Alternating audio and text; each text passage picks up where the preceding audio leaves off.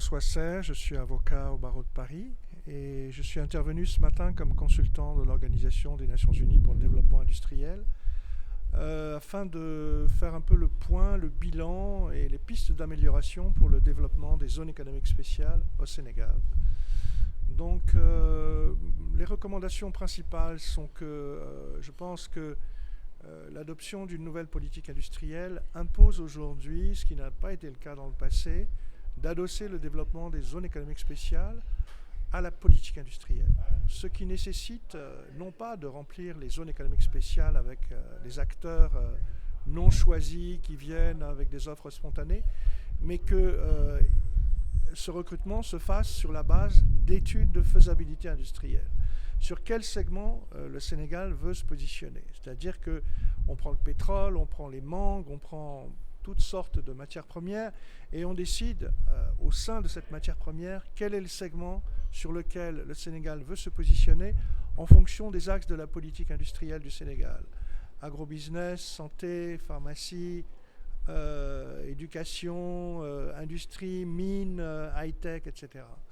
Et en fonction de ces segments industriels, vous allez définir un plan de développement, que ce soit des zones économiques spéciales ou des agropoles, un modèle financier qui va déterminer ce que le public va financer, donc l'État, ce que le privé peut financer, ce que les bailleurs vont financer, qui finance les filières, par exemple, concernant l'agropole, ou qui finance un certain nombre d'éléments de transformation de matières premières, comme le fer, par exemple, où il y a besoin de transfert de technologie. Donc, une fois que vous avez décidé tout ça, vous avez un modèle financier. Et en fait, tout ça sert de base à faire du recrutement de ceux qui vont s'installer dans les zones économiques spéciales. Soit vous avez une option purement publique, à ce moment-là, ça peut être la PIX, la PROSI ou une structure publique qui va gérer la ZES et simplement demander à des entreprises de venir s'installer pour développer ces segments industriels.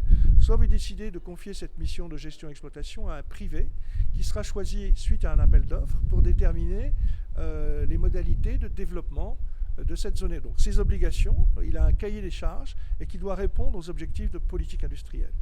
Donc sur cette base-là, vous allez recruter et la personne publique ou privée qui va gérer la ZES, eh bien, devra répondre à des critères de performance. Tout ça va être contractualisé et sur la base de revues, d'audits et de détermination de ces critères de performance, vous pouvez sanctionner, résilier les contrats, constater que vous suivez bien. Donc il y a un suivi et évaluation important qui doit être mis en œuvre.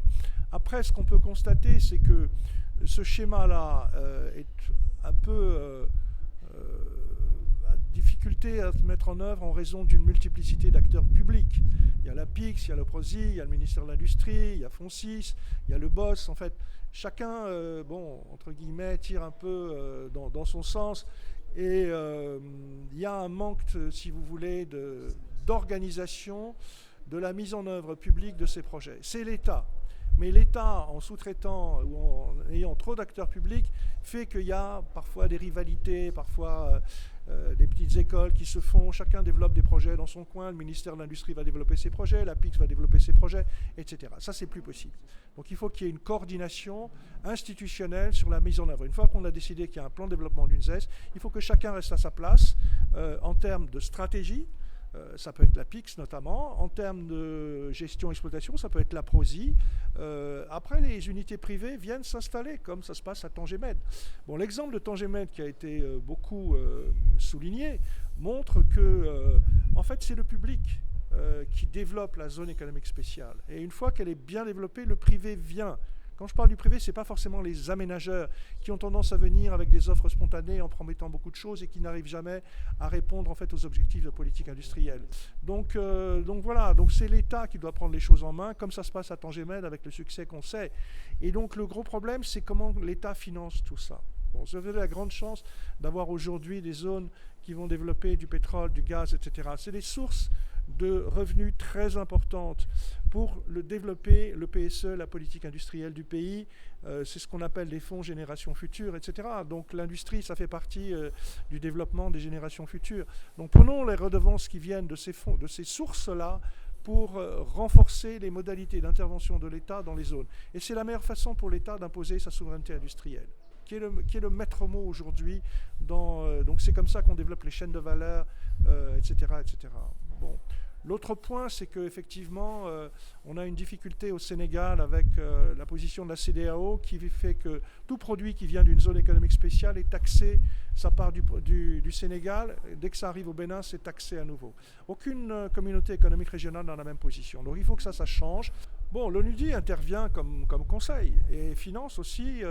Hier, on a vu par exemple à la zone de Diamniadio, ils ont financé les équipements d'une entreprise qui fait de la surgélation de mangue. Bon, moi je suis intervenu dans le cadre d'études de faisabilité, de contrôle de ces études, problématiques de gouvernance, etc. Donc ils font à la fois du service, du conseil, mais de l'équipement.